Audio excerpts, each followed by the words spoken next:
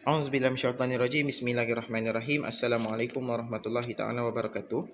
Baiklah, pada hari ini Ustaz akan menerangkan sedikit. Ustaz akan menerangkan tajuk subjek tafsir Al-Quran dan Hadis, iaitu tajuk pelajaran 8, tajuk syubhah dan hati.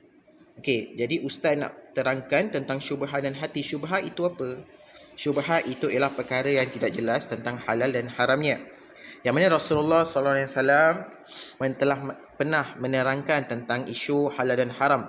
Okay, contoh perkataan, maaf Ustaz, contoh perkara yang halal yang kita boleh buat, contohnya kita memakan tanaman kita sendiri, kita apa lagi perkara yang halal, banyak lagi. Contoh lagi perkara yang haram, contoh meminum arak, mencuri, melakukan zina dan sebagainya. Itu adalah perkara yang jelas, nyata, dan kita pasti perkara itu ada sama ada halal atau haram.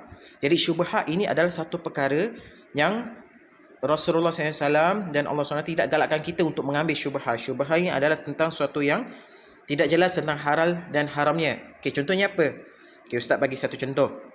Contohnya awak pergi ke kedai, awak mau membeli roti, tapi roti ini awak jarang dengar. Kebiasaan mungkin mak ayah awak mungkin dah biasa beli roti gardenia, roti apa lagi, macam-macam lah nama kan, yang biasa kita dengar lah. Ni tiba roti ni jarang kita dengar dan kita tak pasti sama ada ni roti keluaran produk orang Islam atau orang kafir, tapi kat situ ada tanda halal. Jadi benda tu akan menimbulkan satu syubhat, iaitu rasa tidak yakin. Tidak yakin itu yang dikatakan syubhat, iaitu kita tidak jelas, kita tak pasti sama ada benda tu halal atau haram. Jadi kita tak boleh ambil, kita tak payah ambil. Kita lebih, kalau kita syubhat ada hati yang kita, perasaan kita rasa tak pasti, jadi kita harus memilih untuk tidak mengambil barang itu. Sebab apa Ustaz kata kita jangan ambil perkara iaitu yang syubhat, perkara yang syubhat iaitu perkara yang tidak jelas tentang halal dan haramnya. Sebab bila kita ambil dan kita suka mengambil syubhat, perkara ini akan memberi kesan kepada hati kita. Jadi itu okey. Jadi syubhat Ustaz dah terangkan, jadi awak akan faham maksud syubhat ni adalah halal, tidak jelas tentang halal dan haram. Dan awak jangan ambil, jangan suka ambil, dan kita semua jangan suka ambil perkara-perkara yang syubhat, yang tidak jelas tentang halal dan haramnya. Contoh Ustaz bagi contoh roti tadi. Okey, baik.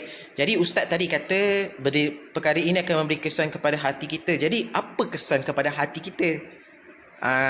Jadi Ustaz akan terangkan. Okey, awak boleh rujuk dalam kitab muka surat 44 dan 45 Okey, dan 45, penyucian hati.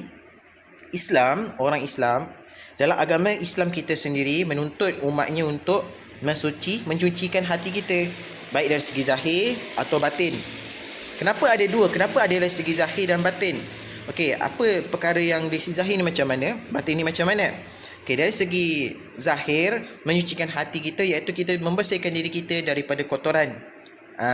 Iaitu kita mandilah. Contohnya kalau kita terpijak tai kucing ke, atau barang kita berpeluh sebab kita main bola sepak dan sebagainya, jadi kita kena mandi untuk membersihkan diri kita, menyucikan diri kita. Itu dari segi zahir. Okey, baik. Dari segi batin pula, dari segi batin ni kita kena banyakkan beramal. Contoh berzikir, bersalawat, apa lagi, membaca Al-Quran, perkara-perkara yang Islam galakkan. Jadi bila kita banyak melakukan amal soleh, banyakkan bersalawat, banyakkan berzikir, hati kita insya-Allah akan bersih. Disebabkan kita buat amalan-amalan seperti ini. Okey, jadi apa pula jika hati kita ni buruk, iaitu hati kita tidak bersih, apakah yang memberi kesan kepada kita? Contohnya salah satu tadi Ustaz terangkan tentang syubhat. Bila kita sering melakukan syubhat, akan melahirkan satu titik hitam di hati kita. Jadi titik hitam ni apa kesannya? Titik hitam ni kesannya bila dia makin banyak titik hitam, nanti kita akan susah untuk melakukan amal ibadat. Okey, perkara yang paling senang, paling mudah yang Ustaz sering jumpa, tapi insya-Allah murid Ustaz semua baik-baik. Ustaz tahu, murid Ustaz semua baik-baik. Okey, Ustaz bagi contoh, kebanyakan zaman sekarang, mungkin ramai kebanyakan daripada bukan sekadar murid, dan ramai juga orang yang suka di kalangan kita suka mencarut. Suka mencarut perkataan bodoh, perkataan apa lagi? Perkataan yang tidak baik lah. Yang biasa kita dengar adalah perkataan bodoh, perkataan babi tu tak boleh perkataan babi dan sebagainya. Bila kita suka mencarut, benda tu akan melahirkan satu titik hitam dalam hati kita. Dan bila lahirnya satu titik hitam, itu yang menyebabkan kita susah nak bangun subuh. Nak solat subuh, salah satu solat subuh, beramal ibadat untuk melakukan amal soleh, dan itu akan memberi kesan kepada hati kita. Jadi salah satu adalah syubhah. Jadi Ustaz nak ingatkan kepada awak tadi, syubhah, tinggalkan syubhah. Jangan pernah mengambil satu barang bila kita tak pasti benda tu halal dan haram, kita pilih jangan ambil. Kita ambil barang yang kita pasti dan kita yakin benda tu halal dan keluaran Islam. Itu Ustaz bagi contoh.